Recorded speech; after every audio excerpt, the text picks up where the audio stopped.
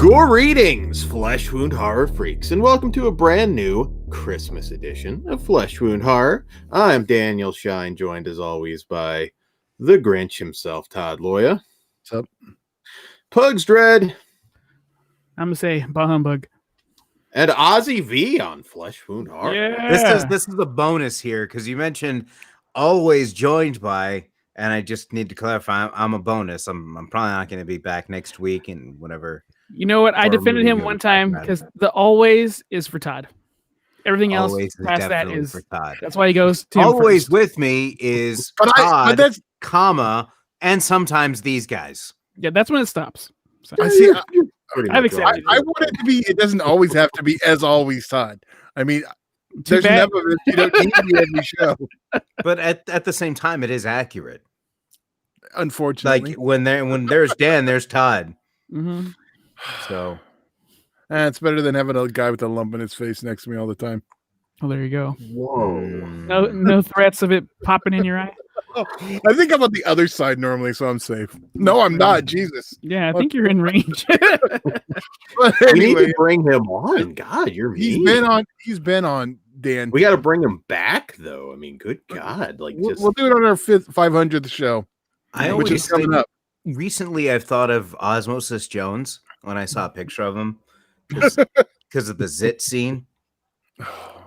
And I'm just thinking, like, man, like, so if Osmosis Jones was real and like the zit was like that for real, I wonder what the lump is like. So if like the zit was like a nightclub, the lump has got to be like Las Vegas, It's Dubai.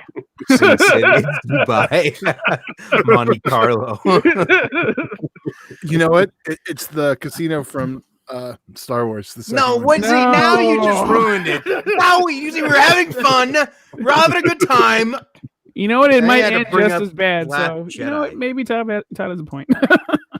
But you Let know that what? Kruger hit him with the chair and see what comes Ooh. out. You're already gonna get in trouble now. You brought up Kruger's name. In a nice I way. told you not to do that. In a nice way. I just said hit somebody with He- the chair. Good luck. Because no one does it better. Good God. Why does everybody want to hurt me? It's like just You just have that face. Calm down. Calm down, Wham. well, anyway. I know Boy I was George. curious if you're about to enough. ask why does everybody want to make see you cry? That's what I thought the follow-up was going to be. Well, at least Wham got the laugh, even if it was wrong. Because I knew you were going for it. It's amazing. So, anyways, we are here tonight Oh, yeah. to talk about movies, not just being a-holes to our friends. And that is the holiday classic from 1984, Gremlins, director Joe Dante, of course. And this, I think you all know Gremlins, but if you don't for some reason, I suppose it's possible. A boy inadvertently breaks 3 important rules concerning his new pet and unleashes a horde of malevolently mischievous monsters on a small town. Okay, there's somebody that's watching it for the first time this year. So, well, Ozzy, since you are the special guest attraction for the evening, I'll go to you first. Do you remember with classic films? I always like to ask, do you remember like when you first saw it? Yes. You know, so When I first saw it, I did not watch it all the way through. I know that I came in to when it was already like that Christmas night and when Billy was just getting the Mogwai.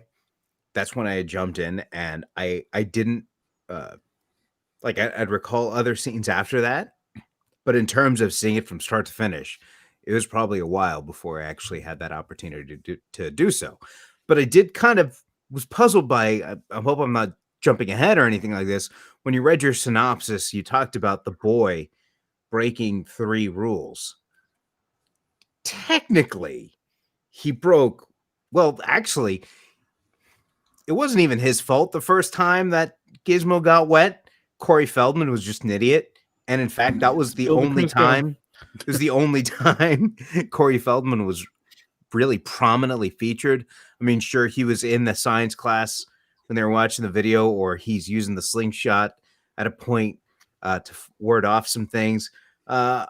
but Corey Feldman's character was just an idiot and got the thing wet. And then the Gremlins tricked Billy to feed him after midnight because they chewed through the wire of the clock. I mean, I know we said spoiler alert. We always say this, right? But it's like over 20 years old. So I just was puzzled by that synopsis because technically Billy didn't break all three of those rules.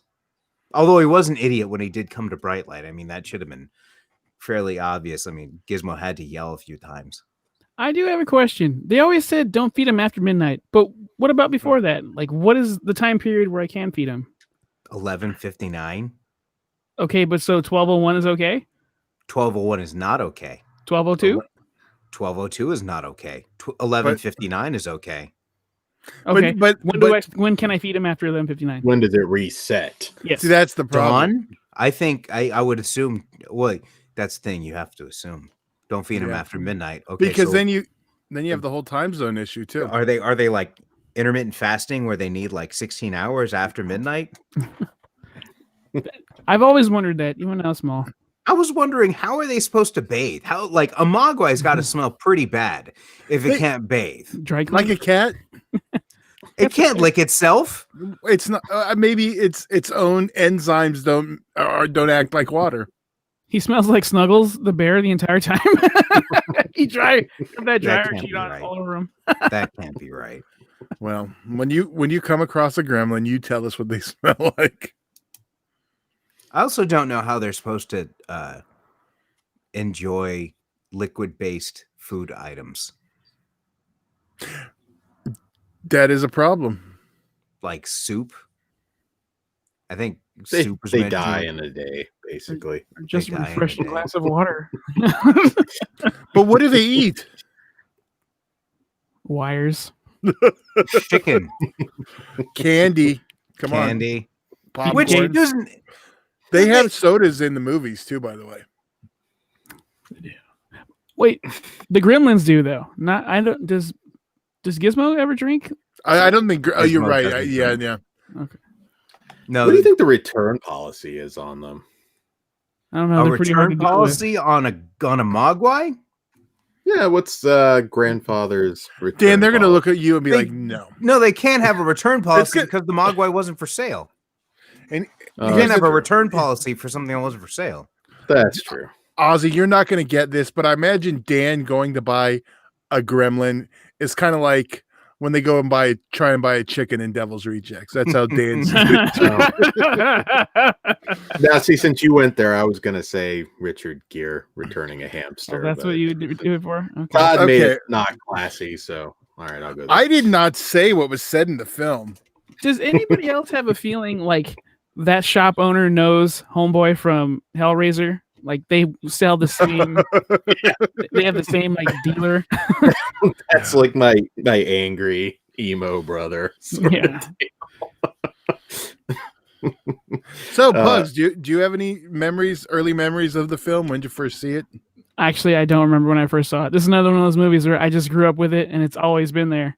And I've always watched it around Christmas. Like I think everybody should because it's like it's for the entire family. It's got your good horror moments and it's got your family friendly bullshit going on.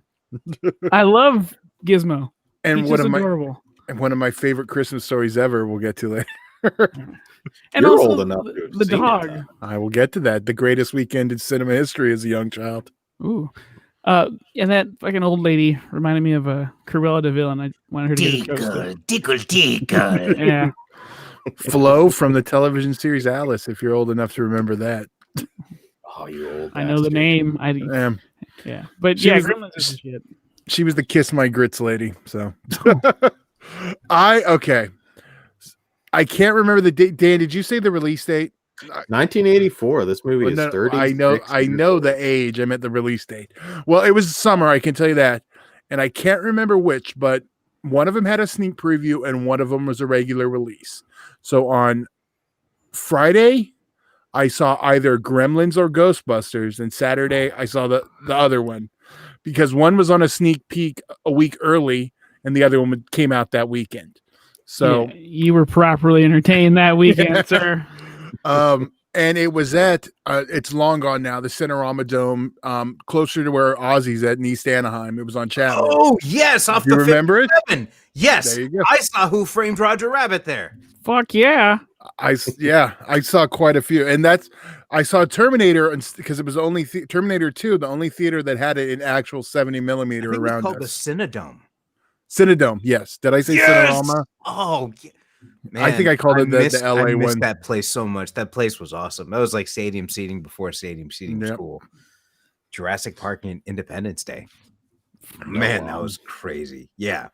Well, A funny note about this that I thought was interesting, and it didn't really hit me till afterward.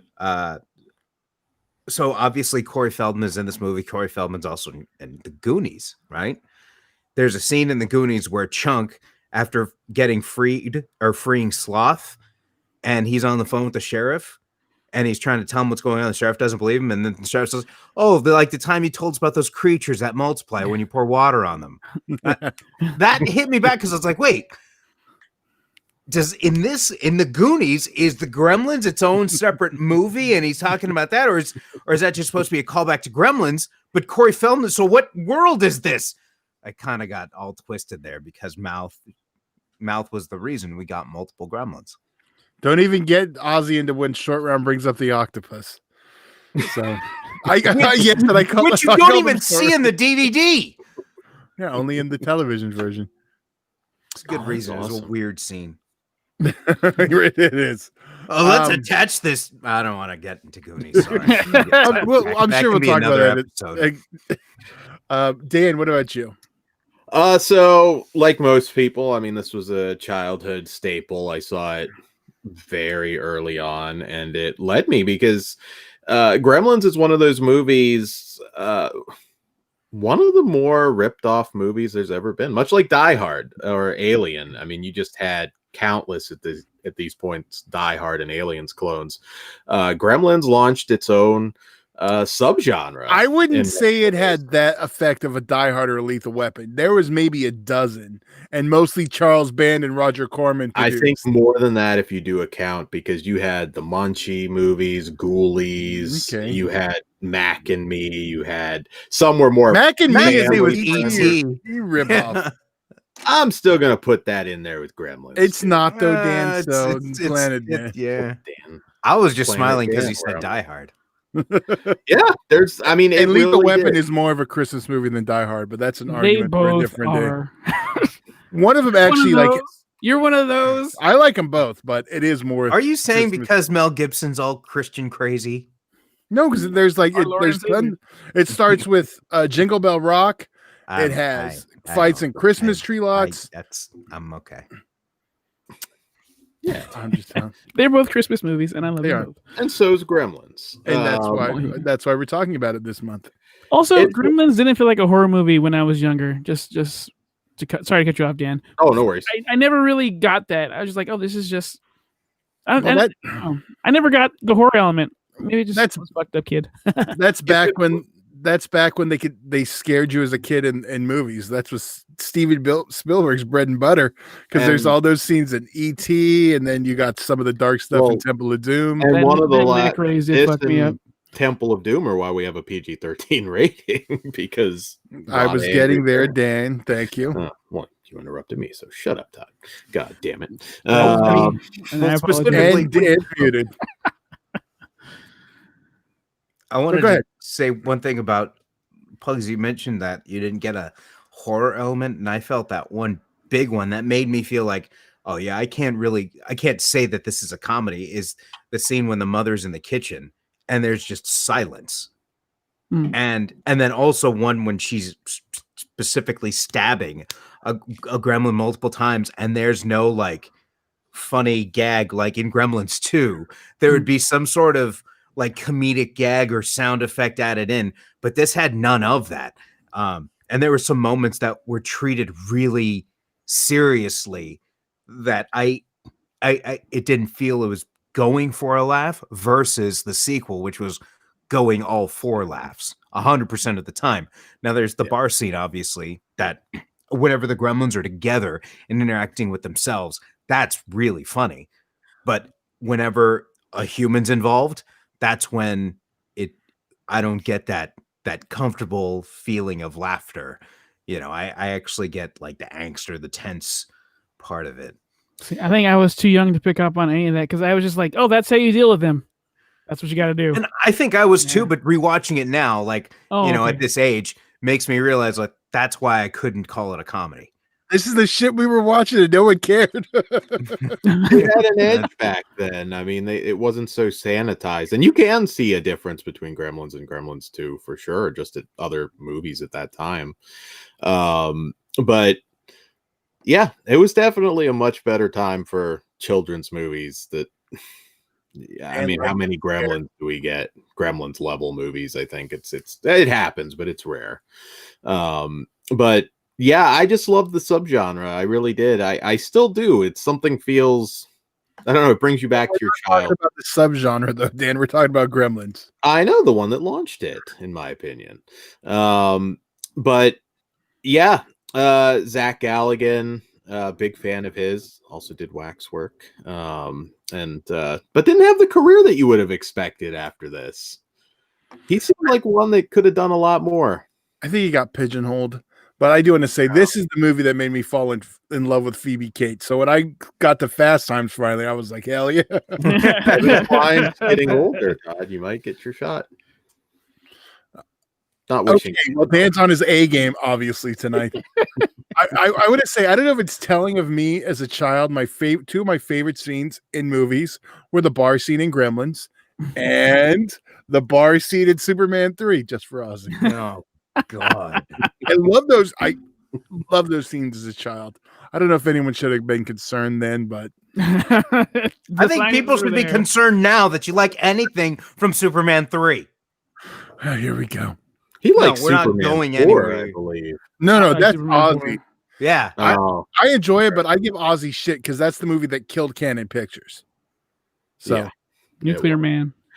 Correct me if I'm wrong, Ozzy. Are you the one that likes Gremlins 2 better? Yes. Yes. Oh, okay. So that I was gonna. Well, I enjoyed it more.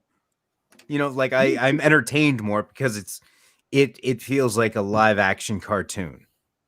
Mm-hmm. Where you didn't have any of these tense moments, like specifically where one of the Gremlins has Billy tied up in a dentist chair, and where in the first movie you'd probably just have still silence throughout the scene, and you probably wouldn't see the Gremlin until the last minute. In the second one, he pops up and you get the music, and then it's all jokey or whatever, and he's all cross-eyed and stuff, and guys are going all over the place. So that's why I enjoyed the second one more, just because it was constantly like it was fun to watch throughout. So how did you like this one this time? I know because I know you are a big fan of the sequel and not really a horror guy. So still a fan of it. I still love it.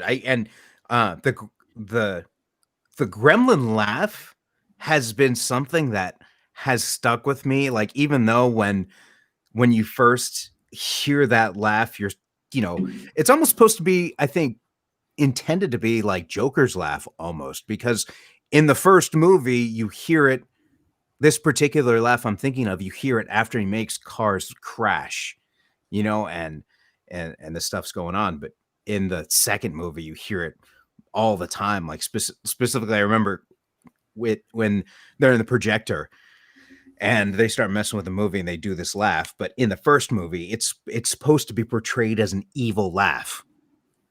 And it stuck with me to the point when I wanted to know how to do that laugh. Does that mean you're going to do it? I mean, I can. I got to turn down my mic a little bit because I was going to say, you got a microphone there. Do it. Go for it.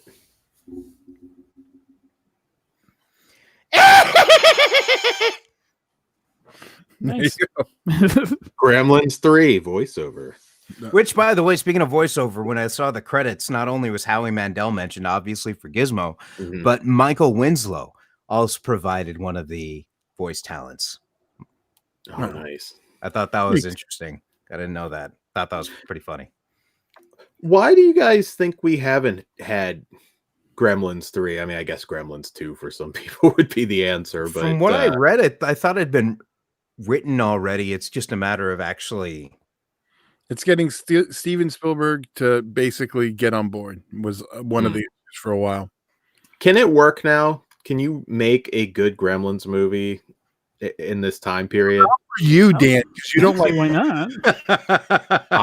If they can match If the you talk like kids now, oh my god, Dan's gonna hate it. Did they just say hashtag Gizmo? I'm done. Hashtag don't get them wet. If Joe Dante's directing, I'm on board. Yeah. Yes. One guy that you can pretty much always count on. And that's rare considering And how long. often people cite as the third unofficial or closest we're going to get to a third Gremlins film. They either bring up Looney Tunes back in action or Small Soldiers as ones that kind of fit the zone and go with that as close as we're going to get. Well, we're probably going to get one, but that's always been what people have always mentioned, which I do like those both, but they're no Gremlins. What about a remake or reboot? Well, are we doing that? We're getting the HBO Max animated series, which is supposed to be a prequel story. Yeah. Which I would find interesting because I was trying to think if beginning of Child's Play, the original Child's Play, you had some crazy madman put his, do this spell and put his soul in the doll. What if there were some old school, like ancient warriors or whatever, whose souls ended up in this one Mogwai, and like these personalities or souls got trapped in this one thing, and it turns out getting it wet releases these souls or whatever. Because it seems like there's like Gizmo knows like, oh, that's Stripe. He's the bad one. This guy's, and they all want to like there. It seems like was something there before. You know what I mean? And I would be surprised if if that was explored. It is Secrets of the Mogwai is the name of the cartoon. There you go. HBO Max. So that is one I will actually watch. Todd. As long as we don't have like a baby Gizmo and stupid memes of baby Gizmo wanting chicken nuggies, I'm gonna fucking punch somebody in the face. I volunteer because I want that. you can Superman punch me. If it bumps him out of the meme sphere, fuck you, Dan. The world is big enough to have. They saw Baby Yoda. We need to have Baby Gizmo. Yes. We gotta have Baby Gizmo immediately. Yes, I want Gizzy. I wouldn't be surprised if that happened. HBO's already trying to kill off Netflix. I guess Disney Plus is next. Over the jugular. Which one thing actually I did want to bring up. I think really important. I know what it is. The lack of them on HBO Max. Well, yeah. Taking away, I mean, if you want to take away Gremlins because it's popular on Christmas, you probably have a deal with whatever that some other place has the right to stream it during Christmas, whatever. I don't care. Taking away Gremlins 2, that's like robbing people of joy. I mean, come on. Don't stop being selfish. Ozzy doesn't know what he can't watch.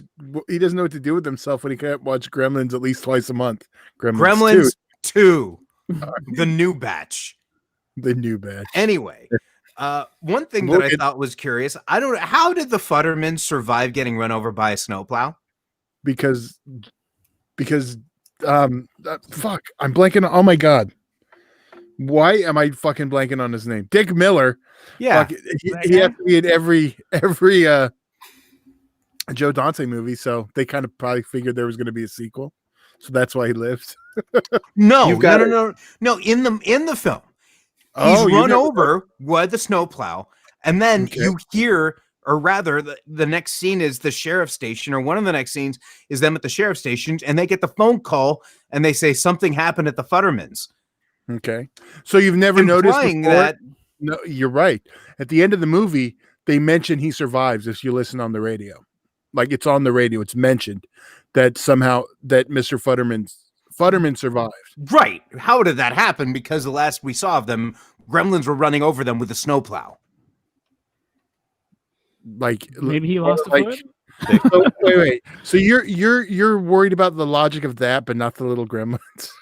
Is that the one part that throws it off for you? Well, no. Okay, so they've established this universe where these things you don't get them wet, and you don't feed them after midnight, and you don't get and you don't bright light or kill them, whatever. Okay, fine. These are the rules established in this universe. But the common rule of science says that if somebody runs over a human being with a snowplow, that human being does not survive. Maybe there was a ditch underneath there. In the house?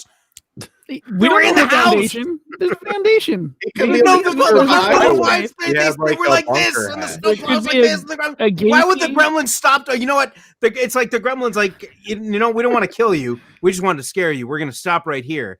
We're going to walk out. We'll let you guys live. They'd hurry That's up the and only car. scenario that could have Miller happened. Just Gold. flexing. Yeah. World War II bunker.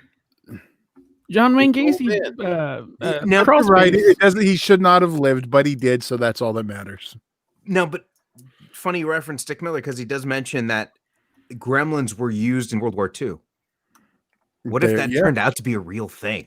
Like in this prequel or whatever that they showed in World War II, that they had these gremlins to make people think that they were crazy. That's why it was never talked about. Charles Band directs Gremlins 3. Do you guys remember the?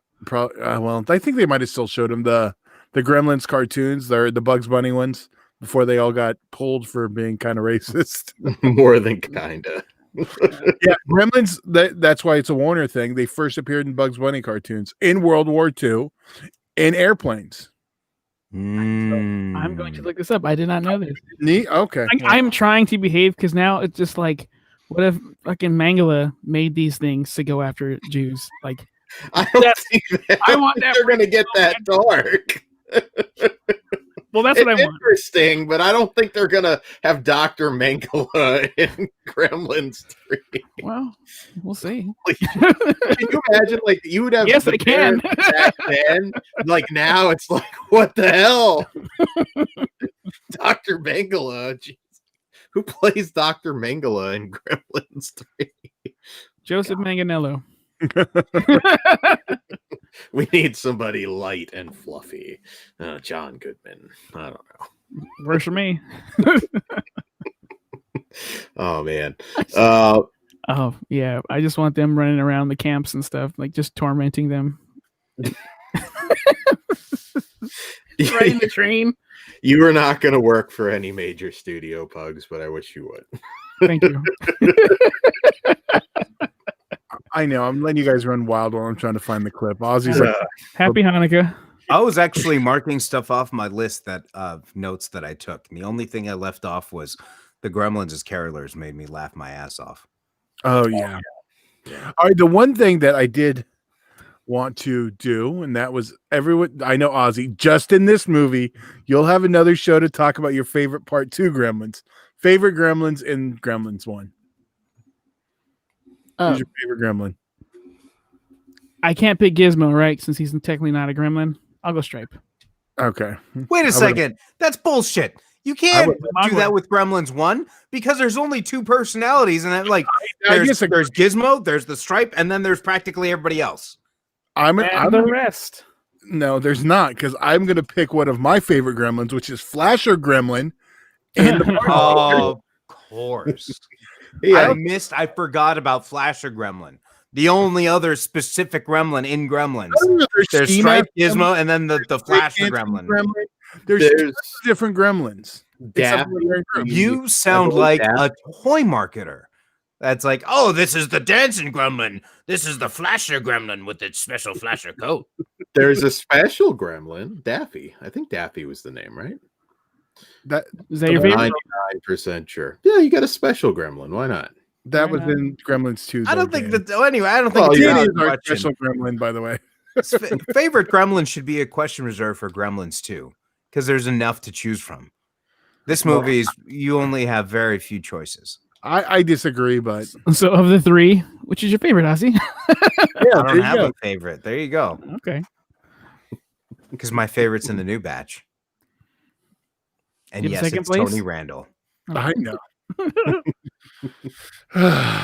All right. Do we have anything else on this one? Since No, but guys, be sure to watch this one. I think it's one that 2020's been rough. It will lift your spirits. And for some reason, if you haven't seen it, I always come across people that for some weird reason check it out. It'll make you feel good. It'll entertain you. And if you want to watch something with your kids that's not completely insufferable, they knew how to make them back then. And Wow. definitely watch the sequel. Yep. Yes, with Dr. Mink. Not that. You need to write a fan script of this, Pugs, because I want to see it. I don't think I don't need that evidence held against me in the future crime. So. All right. So on that note, guys, be sure to like, share, and subscribe here on YouTube because it really helps the channel, and we appreciate it very much. FleshwoundFeatures.com for all your shopping needs. And Pugs, send us home. All right. Like, share, subscribe, all that nonsense. Follow us across all the social media bullshits. And you can help support us on Patreon. Starts at $1. And most importantly, you get uncensored and exclusive content on there. So go check that out. Check out Flesh Wound Farce with my boy Ozzy here. Yeah. So, yeah. And Feliz Navidad, everyone. Say it later. Peace. Good night. And good luck.